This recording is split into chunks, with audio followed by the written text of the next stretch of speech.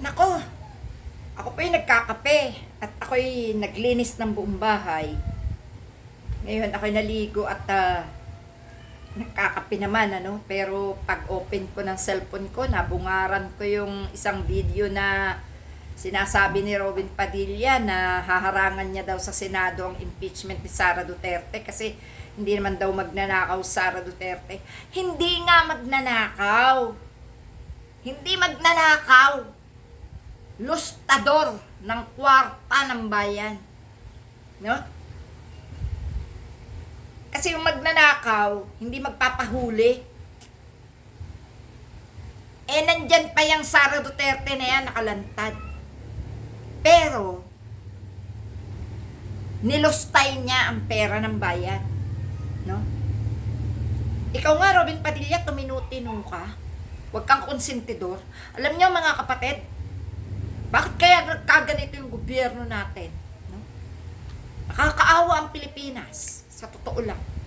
Sipin nyo, nagkaroon ng mga ganitong senador kay Robin Padilla.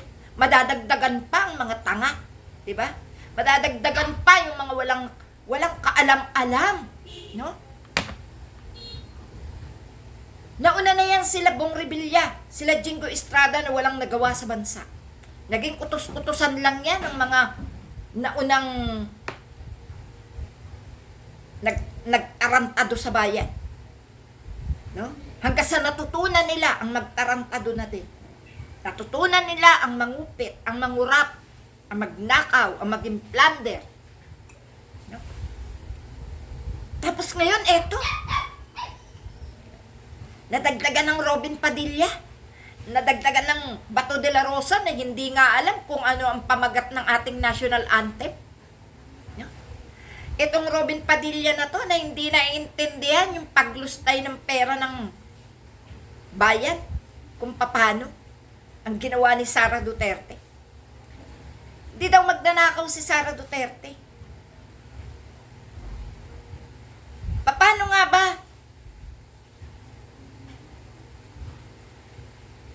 Nilustay ni Sara Duterte yung confidential fund. Alam mo, Robin Padilla, wag ka kasi tatanga-tanga, naging senador ka, pero napakamangmang mo. Talo ka pa nung mga kabataan na nagiging presidente ng kanilang eskwelahan. Ikaw, hindi ka dumaan sa kahit anong posisyon, no? Mula sa mababang posisyon. Natalo mo pa yung magagaling na mayor. Natalo mo pa yung magagaling na congressman. Kasi paano nga? Malinaw na yung mga nandyan na nag-analo sa mga hudas na yan, pinera-pera ng China yan. Pinanser nila ang China hanggang ngayon. Para wag silang maupo. Ay wag silang mawala sa upuan. No? Sorry po. Para hindi sila mawala sa upuan, pinupondohan sila ng China. No? Kawawa yung bansa natin.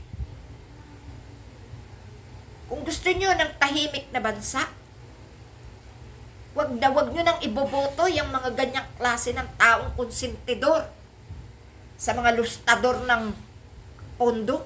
May pera na kayo sa China, nilulustay nyo pa yung pera ng Pilipinas. Di pa kayo masyahan? Nakakagigil na po, mga kapatid. Nakakabwisit na. Harangan mo yung impeachment. Bakit? Ganon ka ba kalakas kesa sa taong bayan? Hindi mo ba alam na wala namang kwenta ang mga senador? Hindi mo ba alam na kayang-kayang pagkaisa ng taong bayan yung mga senador na yan? Isa ka na dyan. Robin Padilla, huwag kang mayabang masyado. At paano mo naman haharangan? Aber, anong naiintindihan mo? No? Ang naiintindihan mo ay ang dikta ng mga Duterte. Ang naiintindihan mo ay yung pagdidikta ng China sa inyo. Kasi nilulustayan kayo ng pera, kaya sunod-sunuran kayo.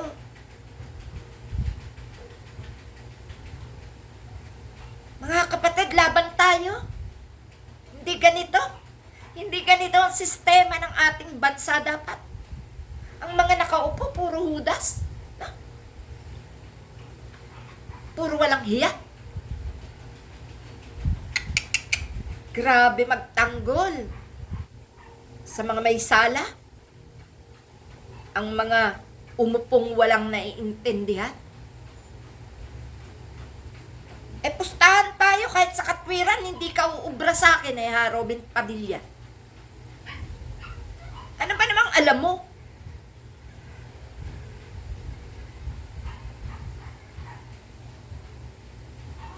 Nabungaran ko po yung video na haharangan daw ang impeachment sa Senado. Haharangan? Tama! Inupo kayo dyan para kayo ang maging kapitan ng mga Duterte once na pagkaisahan ng taong bayan. Pero pati kayo mawawala dyan at talagang pinuno nyo na ang taong bayan. Hudas na kakabwisit. Mga kapatid, pinagpapagura natin tong laban na to. Napakahirap po ipaglaban ng ating bansa. Pero sa tingin ko, hindi na magtatagal. Makukuha din natin ang katarungan. No? Dahil sa nakikita ko, marami na po ang natauhan. Marami na po ang nagising. Wala na kakasukan na yung mga pagmumukha nila Si Robin Padilla, si Bato de la Rosa, si Bongo. No? Si dadagdagan pa ni Philip Salvador, ni Willie Rebilla, may kakasawa na. Kakabwisit na. Alam niyo po, lahat ng senador, ang mga tinatanggap sa COMELEC yung may mga kwarta. No? Pag wala kang kwarta, kahit matalino ka, kahit na ikaw magaling, kung wala kang kwarta, hindi ka isasali nila sa listahan. Ganyan po sa COMELEC. Di lalo na po yan, mga hudas na yan, pinondohan yan ng China. Kaya malalakas ang loob niyan. May mga pabudot-budot pa, may mga pasayaw-sayaw pa, may mga paihaw-ihaw pa. Ay, Diyos ko. Ang kakapal ng mga mukha. Alam niyo mga kapatid, hindi ako magsasawang magsalita Hanggat may nakikita akong pabara-bara dyan sa social media, hindi ko talaga palalampasin yan. Ayun nga, nakita ko. Ang kukontra? Isang walang naiintindihan? Wawa, ang alam lang ay sabihin na hindi magnanakaw si Sara Duterte. Ilan ba ang kaya mong sabihin? Po, Robin Padilla, nakakahiya ka. Tumama-tama ka na nga. No? Hindi ka na uubra, oy. Kahit ponduhan pa kayo ng China ng ubod ng laki, hindi nyo mabibili ang taong bayan. Wala kayong magagawa. Ayaw na ng tao sa inyo, isinusuka na kayo. Salamat po mga kapatid. Tara po, magkape tayo. Salamat.